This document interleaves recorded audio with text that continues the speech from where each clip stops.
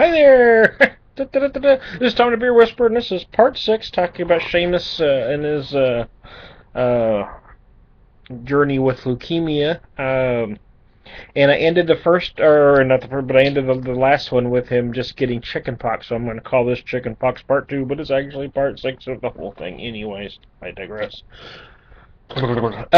Yeah, so anyway, they fly him in, and they have to put him on the 8th floor.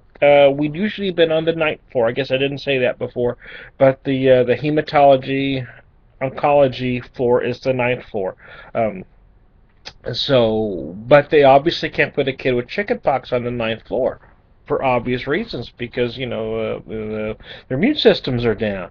So they put us on the 8th floor, and he had great care up there, great doctors, and some incredible nurses. One was from the Ukraine, and she was just phenomenal. Had a great sense of humor. But talking about the chickenpox, I wanted to say this part now.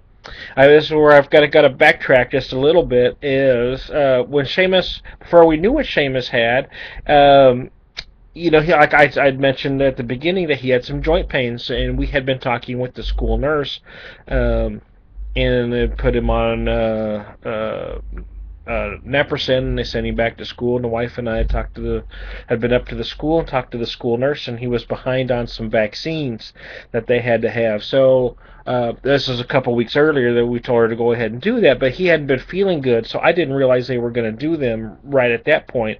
But again, to try to, I've already rambled on a little bit, but anyway, as it turned out, he had got the chickenpox booster shot a week before he was actually diagnosed with leukemia.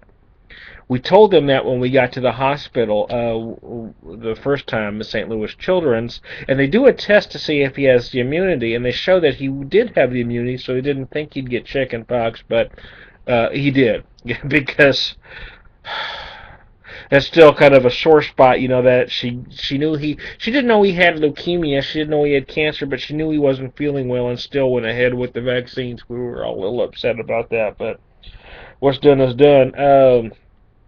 And it was really rough at first. The first 2 days were brutal. He looked very awful, and he wasn't himself. He didn't act like himself. He was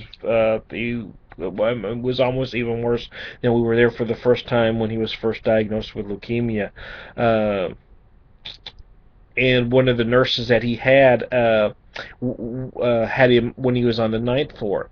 Now, other than they were putting some high-powered antivirals in him, and all of a sudden the next day all of a sudden, it was like, somebody flipped the switch. He went from really bad to, perking up, and had the same nurse again the next day. And then she admitted to us, she said, "Oh, there's my Seamus. I was worried about him because he doesn't usually act like that. Even when he wasn't feeling good up there, he was still smiling and happy." So anyway, yeah. We actually were only there for, I think, 4 days, maybe 5. We weren't there for very long with the chickenpox, but it was just enough time for him not to be feeling good, where he lost a lot of strength again. So it was almost, and he obviously didn't have any physical therapy those 5 days, and a week being home where he wasn't feeling good, and so he kind of lost a lot of strength. So it was kind of like a rough start getting back to it. So I mean, all this time he's trying to figure out how to way to get back to school, and he keeps trying to go, and it's just so difficult. We were so lucky though that his school was fantastic, and they helped out and they understood the situation quite a bit. So and they set up a plan for us. And for most of the end of the year, he did try to go to school the last few weeks, but for most of the end of the year, he had some homebound. They really wanted him to take tests. Yeah. The standardized tests they really wanted him to take because he tests very well. In fact, I guess Seamus says they're called the PFA tests, and he scored the highest on the math portion than anyone in his class. In his grade at the school.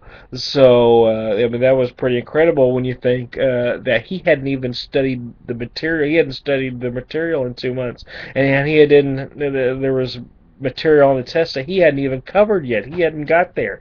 So that was pretty amazing. But anyway, Chicken Pox Part 2.